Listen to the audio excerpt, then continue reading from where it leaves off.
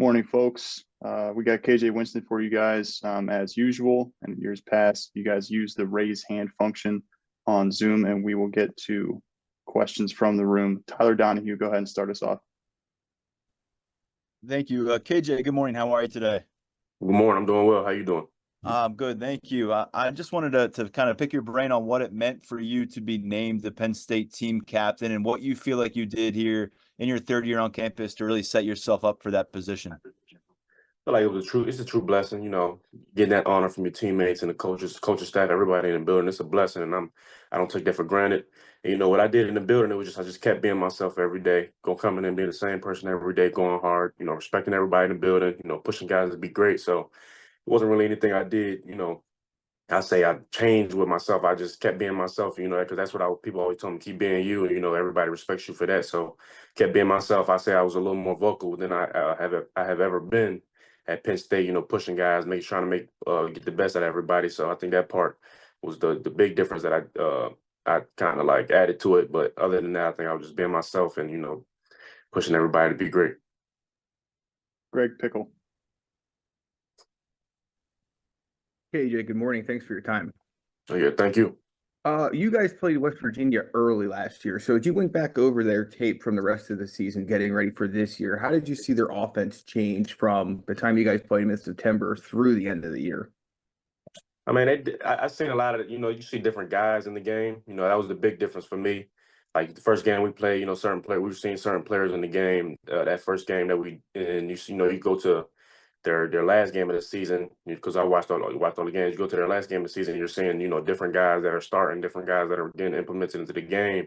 So that's the big difference for me when I'm watching, seeing different guys in there and knowing that, coming into this year, we don't know what guys we're going to see this year anyways. We have an idea of who we might see. So that was the big difference for me. Daniel Gallen. Appreciate the time this morning, KJ. Thank you. I appreciate you. When you talk about being a team captain and stepping into that role, what do you think that is going to look like for you in terms of interactions with teammates, over the course of this season?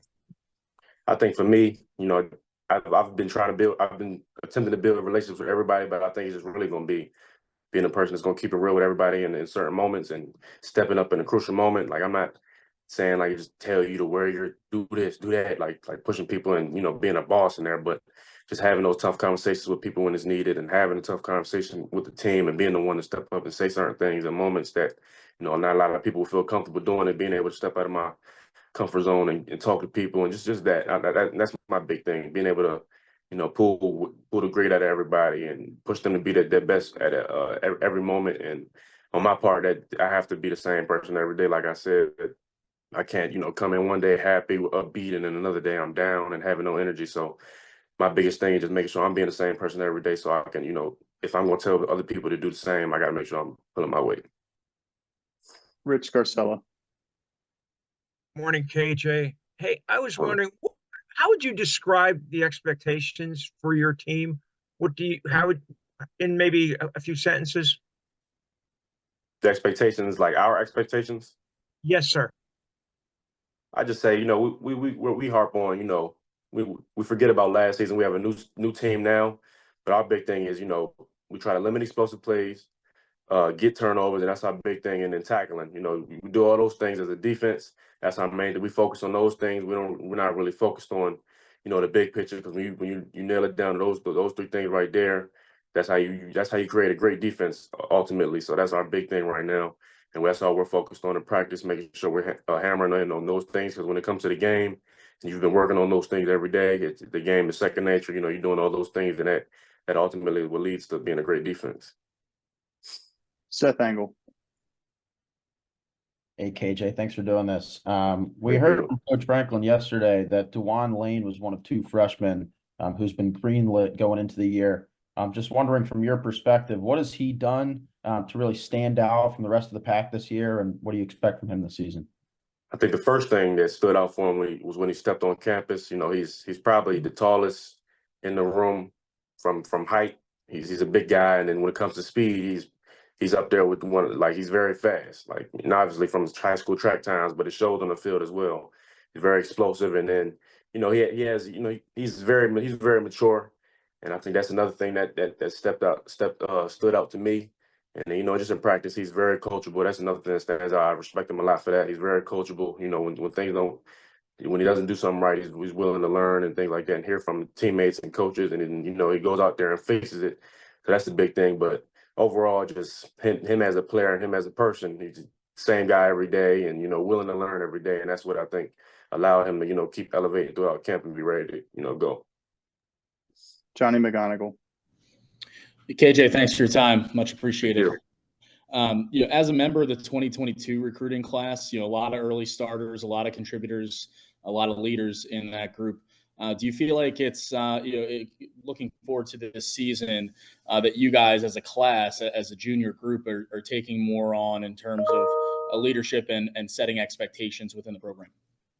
Yeah, there's guys in every class taking on that leadership role, obviously. But yeah, I do feel like there's a lot of guys in our class that are stepping up, as well as the, you know, different classes. But I say a lot of guys in our class are stepping up, not just, you know, even the guys that, you know, people don't really speak on about being leaders. There's a lot of guys in this class that are, you know, stepping up, talking when need to be talked, talking when they need to.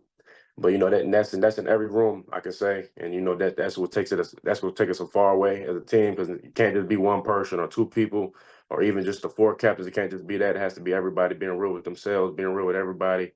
And yeah, I do think that this junior class, a lot of guys are being leaders right now. Max Ralph. Hey KJ, how you doing? I'm doing good. How you? Doing well. You know, obviously you guys saw Garrett Green last year as part of this WVU offense. Coach Franklin said after the game he was a guy who's going to cause some problems. Played pretty well down the stretch. What have you seen on his tape? How can he present challenges to you as a defense? Yeah, I have much respect to him. He's a great quarterback. You know, he can throw the ball. He's very, you know, confident in his game, and that's what really presents, you know, kind of a problem when you're playing against him. You know, he's not afraid to, you know, especially run the ball. That's the obvious. His legs. He's very good at running the ball. Very fast guy. A big threat when it comes to running.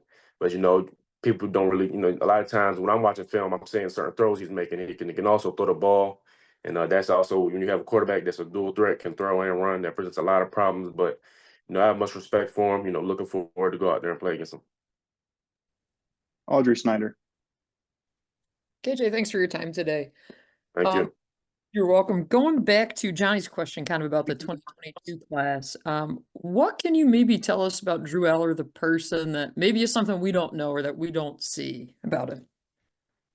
I say, you know, a lot of people, you know, think they say like he's quite, well, everybody knows Drew Eller is usually a quiet guy, but I say right now he's been stepping out of that, and he's been, you know, being a leader a lot, talking up to certain guys. And a lot of people don't know that, but like lately he's been, you know, Drew Aller has been being a leader and talking to people, you know, expressing and pushing guys to, you know, be great and making sure he's having extra meetings with guys. You know, he's starting to take control of that offense and make sure everything's in control. So that's the big thing I'll say people probably don't really know. But, you know, I'm looking forward to Drew Aller. You know, he's had a great camp and everything, great offseason. So I'm looking forward to the season for Drew.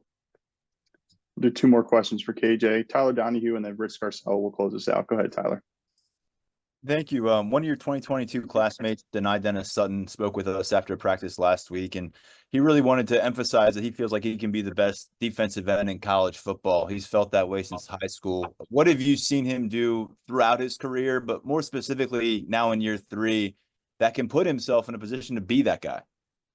You know, when I talk about Denai, you know, I say being the same person every day. Like I say, that's what he is. He's been a pro since he walked into Penn State. And how he's to operate, you know, he came in looking like an NFL player already. So, you know, when you have a guy that looks, most times, you know, they look like that, they think that that's going to take them the whole way. He's not like that. He's very critical on his game, and he criticizes himself on every little thing, trying to be perfect. And that's what I see in Denai. And I think with just how he operates and moves around the building, how he does his thing, and how how he does everything in the building and everything, and take care of his body, you know, working on his game and watching film. I think that's what's going to take him to that next level this season. And I think with experience, his big thing is going to be experience, because he already had everything to be a great DN. I think with experience, that's what's going to take that off to take him to another level. Rich Garcelle, last question. Thanks, Matt. KJ, we've talked about your leadership, and I know you're on the other side of the ball, but what kind of a leader is Nick Dawkins, and how does he show that? Yeah, Nick Dawkins, that's an easy question to answer. He's a great leader. You know, when I talk about him, he's willing to speak up on anything. You know, he says it every time he says something, he says it the perfect way. If you need him to go tell somebody something, he's gonna say it the right way, say it the perfect way. And he's just a stand-up guy all around. You know, when it comes that like when you think of a leader, that's I'm thinking Nick Dawkins in every aspect. And I'm not thinking just football, I'm thinking like life and everything. Like when it's just being in the locker room. Like if you need somebody to talk to about something with life and real stuff, Nick Dawkins is the guy to talk to. And that, that's my guy. And, a lot of times I even talk to him about certain things and he'll give you the perfect answer every time. And he's a very smart guy with a lot of knowledge. And, we have a guy like that can do that off the field and then come on the field and lead as well. That's amazing.